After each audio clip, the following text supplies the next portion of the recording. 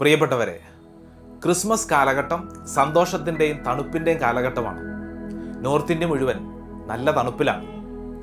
Delhi divine ധ്യാന കേന്ദ്രത്തിൽ നിന്നും സന്തോഷത്തോടെ ക്രിസ്മസിൻ്റെ മംഗളങ്ങൾ ആശംസിക്കുന്നു. നമുക്കൊരു തിരുവചനം ധ്യാനിക്കാം. ഇതൊരു ക്രിസ്മസ് സന്ദേശമാണ്. ലൂക്കായുടെ സുവിശേഷം 2-ാം അധ്യായം 12-ാം തിരുവചനം. ഇതായിരിക്കും നിങ്ങൾക്ക് അടയാളം: പിള്ളക്കച്ച കൊണ്ട് പൊതിഞ്ഞ് പുൽത്തൊട്ടിയിൽ കിടത്തിയിരിക്കുന്ന ഒരു ശിശുവിനെ നിങ്ങൾ കാണും.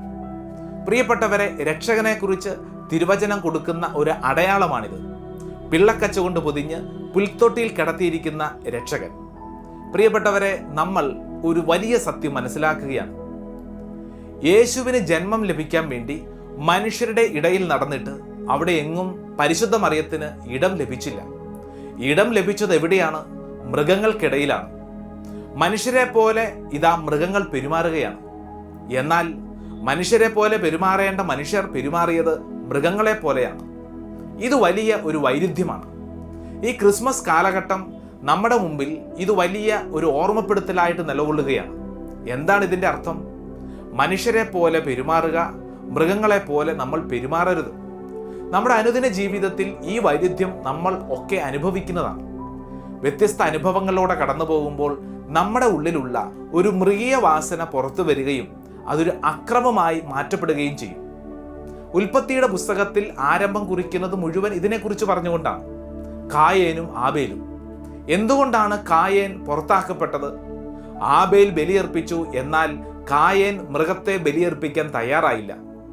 കായേൻ മൃഗത്തെ ബലിയർപ്പിക്കാൻ തയ്യാറായില്ല എന്ന് വചനം പഠിപ്പിക്കുമ്പോൾ അതിൻ്റെ ആത്മീയ ദർശനം ഇങ്ങനെയാണ്: അവൻ്റെ ഉള്ളിലുണ്ടായിരുന്ന മൃഗത്തെ അവൻ ബലിയർപ്പിക്കാൻ തയ്യാറായില്ല, മറിച്ച് അത് പിന്നീട് ഒരു അക്രമമായി മാറുകയാണ്.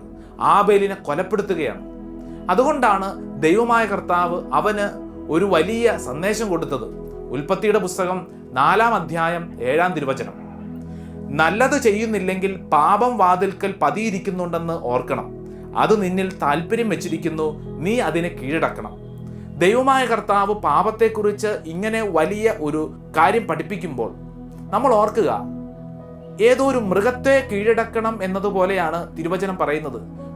വാതിൽക്കൽ പതിയിരിക്കുന്നു, നീ അതിനെ കീഴടക്കണം എന്ന് വെച്ച് കഴിഞ്ഞാൽ നമ്മുടെയൊക്കെ ജീവിത വഴികളിൽ നമ്മുടെ ഉള്ളിലുള്ള മൃഗീയ വാസനയെ കീഴടക്കണം എന്നുള്ളതാണ് അതിൻ്റെ അർത്ഥം. ഈ ക്രിസ്മസ് കാലഘട്ടം നമ്മളെയൊക്കെ ഓർമ്മപ്പെടുത്തുന്നതും നമ്മുടെ ഉള്ളിലുള്ള മൃഗീയ വാസനകളെ കീഴടക്കണം എന്നുള്ളതാണ്. നമുക്കറിയാം, നമ്മൾ മൃഗങ്ങളിൽ നിന്നും വളരെയധികം വ്യത്യസ്തരാണ്. എന്നാൽ മൃഗങ്ങളുടെ ജീവിത രീതിക്കനുസരിച്ച് ചില മനുഷ്യർ തരം താഴുമ്പോഴാണ് ഈ ലോകത്തിൽ അക്രമങ്ങൾ പൊട്ടിപ്പുറപ്പെടുന്നത്. സങ്കീർത്തന പുസ്തകം നമ്മളെ ഇങ്ങനെ ഓർമ്മപ്പെടുത്തുന്നു. സങ്കീർത്തന പുസ്തകം 73-ാം അധ്യായം 21-ാം തിരുവചനം. എൻ്റെ ആത്മാവിൽ കയ്പ് നിറഞ്ഞപ്പോൾ, എൻ്റെ ഹൃദയത്തിന് മുറിവേറ്റപ്പോൾ ഞാൻ മൂഢനും അജ്ഞനുമായി തീർന്നു. അങ്ങയുടെ മുമ്പിൽ ഞാനൊരു മൃഗത്തെ പോലെ ആയിത്തീർന്നു. സങ്കീർത്തകൻ പറയുകയാണ്, എൻ്റെ ആത്മാവിൽ കയ്പ് നിറഞ്ഞപ്പോൾ ഞാനൊരു മൃഗത്തെ പോലെയായി.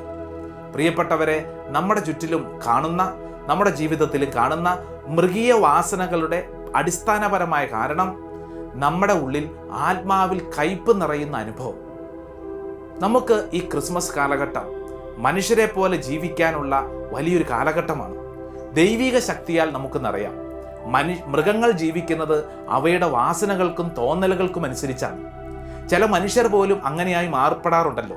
അതുകൊണ്ടാണല്ലോ തോന്നലുകൾക്കനുസരിച്ച് ജീവിക്കുന്നവരെ തോന്നിവാസി എന്ന് മലയാളത്തിൽ പറയുന്നത്. മനുഷ്യരായിട്ട് ജീവിക്കണമെങ്കിൽ മാനുഷികമായ കഴിവുകളോടൊപ്പം ദൈവികമായ കൃപയും സ്വീകരിച്ചു വേണം. മൃഗങ്ങളല്ല നമ്മൾ, മറിച്ച് നമ്മൾ മനുഷ്യരാണ്. ഈ ക്രിസ്മസ് കാലഘട്ടം എന്നെയും നിന്നെയും ഓർമ്മപ്പെടുത്തുന്നു. നല്ല മനുഷ്യരാവുക, നമ്മുടെ ഉള്ളിലുള്ള മൃഗീയ വാസനകളെ നശിപ്പിക്കുക, ദൈവത്തിൻ്റെ ആത്മീയ കൃപകൾ കൊണ്ട് നിറയുക. സമർത്ഥമായി എല്ലാവരെയും അനുഗ്രഹിക്കട്ടെ.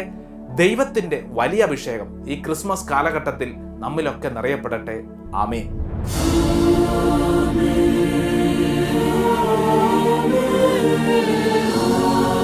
Amen.